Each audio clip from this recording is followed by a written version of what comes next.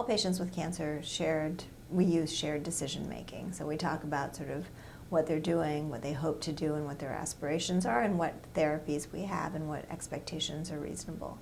Certainly for a patient in whom time is important, you know, if there are milestones, is there a birth, is there a wedding, is there something in their lives that's very important for them, then talking about hazard ratios and really looking at the tail of the curve when we're looking at Kaplan-Meier survival curves with these therapies, I think is important to say there's an increased chance that you could benefit from these therapies later on.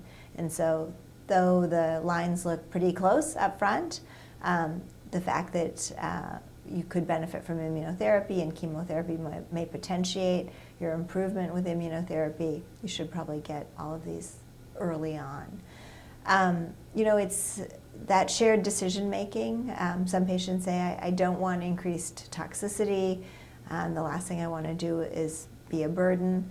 This, thankfully, is a disease scenario and a treatment option which doesn't cut back on quality of life.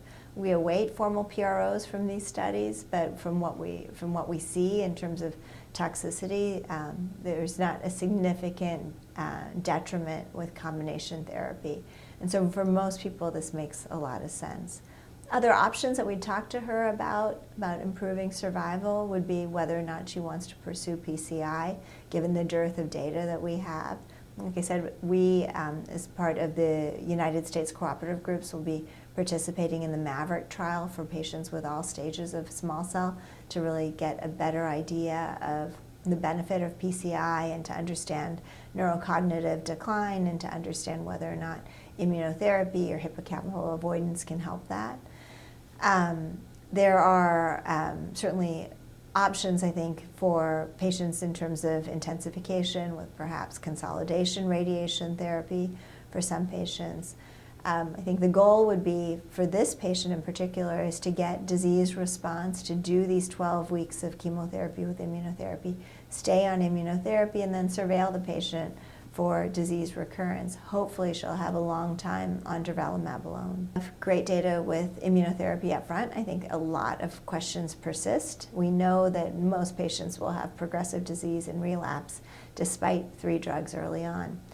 The only FDA-approved second-line therapy is topotecan, and although we know that it works, it's effective, we know that a good number of patients have responses that improve survival, we'd all like to see a little bit better.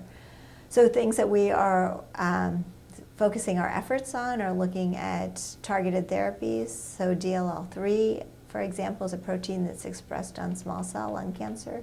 An antibody drug conjugate that was targeted at DLL3, Rova-T, was unsuccessful, but there are a number of other drugs that are being explored in that context, and they are combining with immunotherapy, so bispecific antibodies as well as CAR T-cell therapies with DLL3. So that's an area of active interest. Other therapies like lurbinectedin are new synthetic analogs that may be effective. In a single-arm trial of Lubi, the response rate was about 37%. We know the phase 3 trial's been completed with adriamycin and Lubi, and we await to see what that will look like versus topotecan or CAV. And then there's more immunotherapy. So just because a patient has progressive disease on durvalumab or atezolizumab, is it that we may be able to get another response with dual immunotherapy? So we have good evidence in a number of trials looking at the combination of nivolumab and ipilimumab. We know that TREMI and Durva studying is ongoing, and it may be that we really need the T cells in this sort of lymphocyte poor environment to be effective. And so understanding what dual immunotherapy or checkpoint blockade after durvalumab, I think, is an area in which we need to spend some resources and time. Both durvalumab and atezolizumab, in addition to chemotherapy, offer a great option for patients with extensive stage disease. I think real-world challenges, we certainly know what the trials showed. These were good performance status patients who had therapy with both drugs from day one and were able to tolerate, and we know that led to overall survival benefits. I think clinically, what do? For example, if a patient is diagnosed in the hospital and gets the first cycle of therapy, we know that chemotherapy works, presents to us for second cycle of therapy and has regained performance status and is doing well. Can we add the immunotherapy there?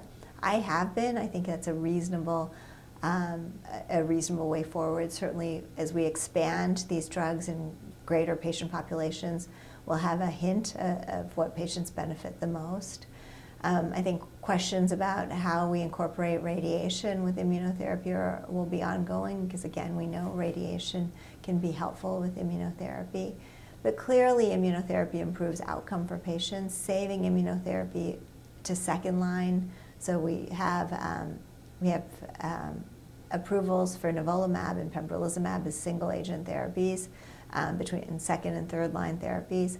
Saving plain immunotherapy for second line, to me, doesn't make much sense in a patient or in a disease in which patients have symptoms that cancer can be rapidly progressive. I want to give them the first shot at goal up front, like their best shot with their first shot. And I think the paradigm of immunotherapy plus chemotherapy when you first meet a patient is the most appropriate in 2019 and beyond.